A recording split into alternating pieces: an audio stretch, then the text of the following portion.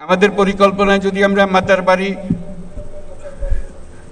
কক্সবাজার সবকিছু মিলিয়ে, মহেশখালী সবকিছু মিলিয়ে আমরা যদি একযোগে বন্দর উন্নত করি, তাহলে পুরো এলাকা নতুন সিঙ্গাপুরে পরিণত হবে। এটা নির্ঘাত, এটার থেকে কেউ বাইরে যেতে পারবে না এবং সবল দেশের মানুষ এখানে আসবে।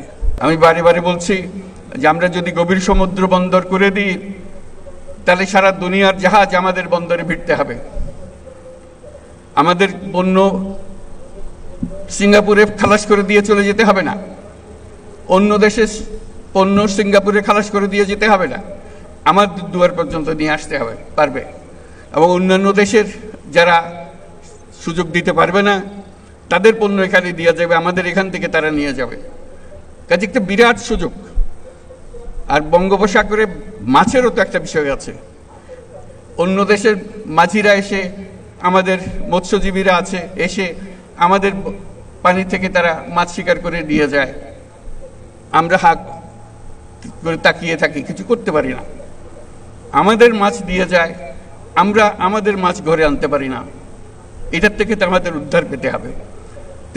সেই বঙ্গোপসাগরকে মিলিয়ে, তার উপকূলকে মিলিয়ে আমরা সমস্ত বাংলাদেশ পরিবর্তন করে ফেলতে পারি।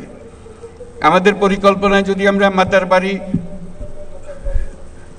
কক্সবাজার সবকিছু মিলিয়ে, মহেশখালী সবকিছু মিলিয়ে আমরা যদি একযোগে বন্দর উন্নত করি, তাহলে পুরো এলাকা নতুন সিঙ্গাপুরে পরিণত হবে। এটা নির্ঘাত, এটার থেকে কেউ বাইরে যেতে পারবে না এবং সবল দেশের মানুষ এখানে আসবে।